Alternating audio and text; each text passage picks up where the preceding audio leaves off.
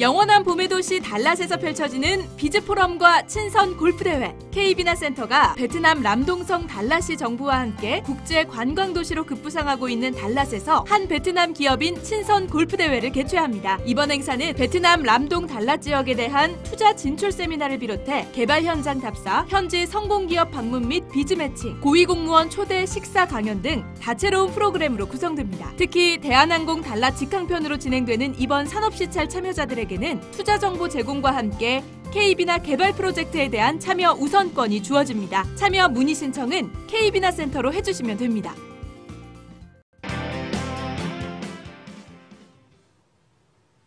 네, 이어지는 시간은요, 해외 부동산 정보 전해드리는 시간이죠. 글로벌 투자 가이드 시간입니다.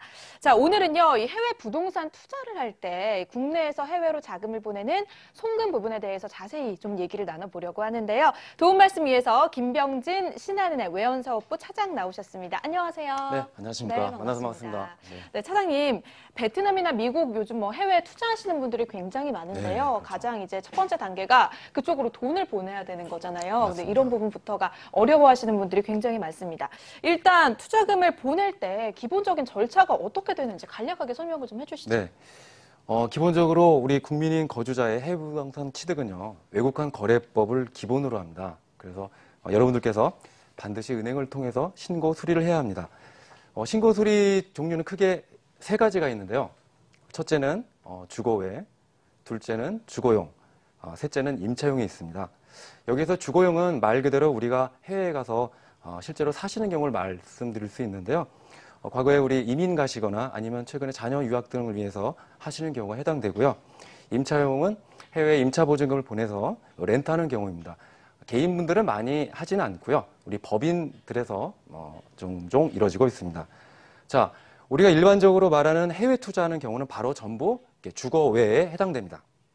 자, 해외 부동산 취득은요, 대표적인 자본 거래로서 송금 한도에 제한이 없습니다. 즉, 우리가 송금할 때 자금 출처 확인서 같은 그런 복잡한 서류는 필요 없습니다. 자, 지금까지 제가 거주자 해외 부동산 취득을 말씀드렸는데요. 추가로 해외 직접 투자 방식도 있습니다. 자, 앞에서 말씀드린 것은 한국에 있는 내 명의로 해외 부동산을 산 것이라면, 자, 우리 해외 직접 투자는 해외에다가 법인을 만들고 그 법인 명의로 구입하는 것을 말합니다. 주로 우리 미국이나 일본에 거액 부동산을 살 때 많이 이용들 하시는데요. 아무래도 현지 은행에서 대출을 받기 위해서는 이 해외 직접 투자 방식이 필수라고 할 수가 있습니다. 네, 그런데 차장님, 이 해외 부동산 취득 신고를 꼭 해야지만 네. 이 나중에 수익을 내서 국내로 다시 돈을 들여올 때도 문제가 없다고 들었거든요. 네, 맞습니다. 합법적인 해외 투자에 대해서 좀 간략히 살펴볼까요? 네. 앞에서 말씀드린 바와 같이 은행을 통해서 정상적으로 신고하고 또 자금 용도에 맞게 송금하시면 됩니다. 간혹 비정상적인 방법으로 취득하시는 경우가 있는데 이는 나중에 좀 문제될 소지가 있으니 좀 지양하시기 바랍니다.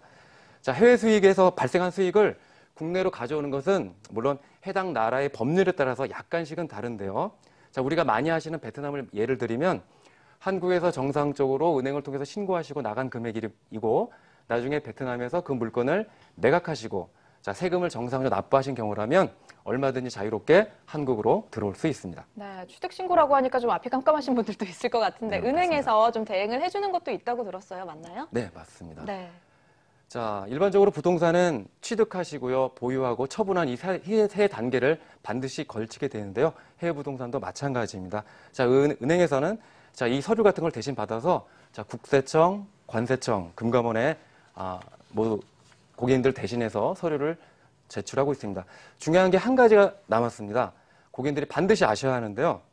해외 부동산을 취득하시면 은행 신고와 별개로 여러분들 주소지 관할 세무서에서 해외 부동산 취득 및 투자 운용 명세서라는 거를 꼭 날라가게 되어 있습니다. 그래서 매년 5월 1일에서 5월 30일 종합소득세 신고 기간 때 반드시 제출하셔야 됩니다. 네, 그렇습니다. 자, 그렇다면 마지막으로 해외 부동산 투자 시의 환전 노하우라든지 환자 손을 안 보기 위한 기본적인 조언을 좀 해주신다면요. 네, 조언 참 어려운데요. 네.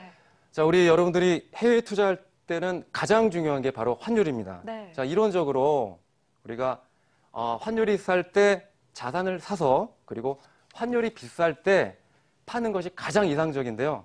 이러한 환율 리스크를 우리 개인분들이 이걸 관리하는 것은 정말 어려운 일입니다. 그래서 제가 두 가지를 말씀드립니다. 첫 번째는 여러분들이 지금 거래하신 은행 혹은 앞으로 거래하실 은행에 대해서 주거래 고객이 되어서 환율 우대를 받으시는 거고요. 자, 두 번째는 달러 전용 상품에 가입하는 것입니다. 최근엔 각 은행들이 달러를 모으는 상품들을 굉장히 많이 출시하고 있는데요. 자, 최근에는 그런 이민이나 투자 혹은 유학들 위해서 달러 자산을 많이 모으는 분들이 계십니다. 그래서 과거에 적립식 펀드 같이 최근에 나온 달러 적금들은 이런 코스트 에버리지, 평균 매입 단가를 낮추는 효과를 볼 수가 있습니다.